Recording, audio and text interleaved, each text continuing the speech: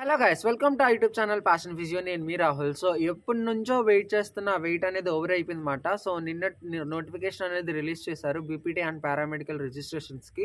So ఈ Walt నుంచి మొదలవుతాయి అన్నమాట రిజిస్ట్రేషన్స్ అనేవి. సో రిజిస్ట్రేషన్స్ ఎలా చేసుకోవాలని చాలామంది అడుగుతున్నారు.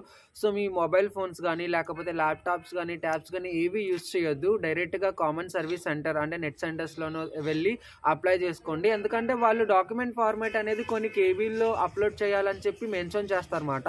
ఎందుకంటే యూనివర్సిటీకి పంపించిన తర్వాత వాళ్ళు అక్కడ స్కాన్ చేయాలి.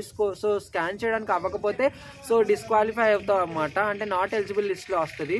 సో అలాంటి ఇష్యూస్ ఫేస్ చేయకుండా ఉండాలని చెప్పి ఇలా కామన్ సర్వీస్ సెంటర్ని వాడమని చెప్తాం అన్నమాట. సో ఫస్ట్ అయితే రిజిస్ట్రేషన్ ఫీ కేటగిరీ వైజ్గా ఫీజు అనేది ఉంటుంది. లైక్ జనరల్ వాళ్ళకి 2000, ఎస్సీ ఎస్టీ వాళ్ళకి అయితే 1800 ఎంతో చేంజ్ ఉంటుంది అన్నమాట. ఆ ఫీజు కట్టి మనం రిజిస్ట్రేషన్ అనేది అవ్వాలి. సో ఆల్ ఒరిజినల్ డాక్యుమెంట్స్ అనేవి వాళ్ళకి ప్రొవైడ్ చేయండి. Like me 10th class original marks sheet and intermediate and transfer certificate కానివ్వండి, లేకపోతే ఇన్కమ్ సర్టిఫికేట్స్ కానివ్వండి. సో మీ పేరెంట్స్ ఇన్కమ్ సర్టిఫికేట్ కాకుండా మీది ఉన్నా కూడా సరిపోతుంది. అండ్ మైనారిటీ వాళ్ళకి మైనారిటీ సర్టిఫికేట్ కూడా ఉంటే కూడా అప్లై చేసుకోవచ్చు, ప్రాబ్లం లేదు.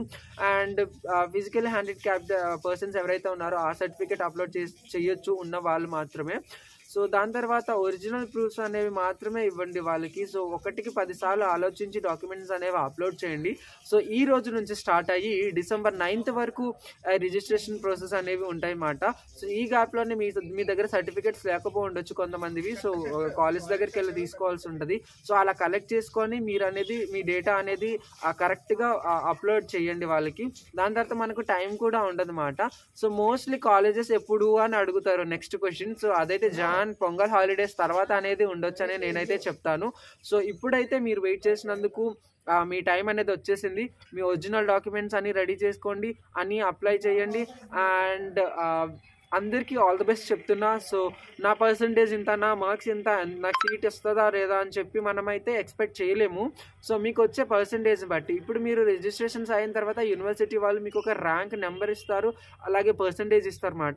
అది వచ్చిన తర్వాత మనం ఎక్స్పెక్ట్ చేయగలం ఏ కాలేజ్లో వస్తుంది రాలేదు అని చెప్పి. సో ముందే నాకు ఎంసెట్లో ఇంత ర్యాంక్, ఇంటర్లో ఎన్ని మార్క్స్ వస్తుందా రాదా అని చెప్పి ఇలాంటి క్వశ్చన్స్ అయితే అడగొద్దు. సో వన్స్ కాలేజ్ అనేది సెలెక్టెడ్ ఎలిజిబిలిటీ లిస్ట్ రిలీజ్ చేసిన తర్వాత దాని ప్రకారం మీకు వచ్చిన పర్సంటేజ్తో అడగండి. నేను కూడా చెప్పడానికి ఆస్కారం ఉంటుంది. అండ్ త్వరలోనే కాలేజెస్ లిస్ట్ అప్లోడ్ చేస్తాను అండ్ కట్ ఆఫ్ లిస్ట్ కూడా అప్లోడ్ చేస్తాను అనమాట.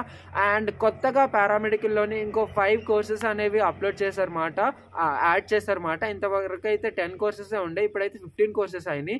సో ఆ లిస్ట్ కూడా పెడతాను, చూసేయండి.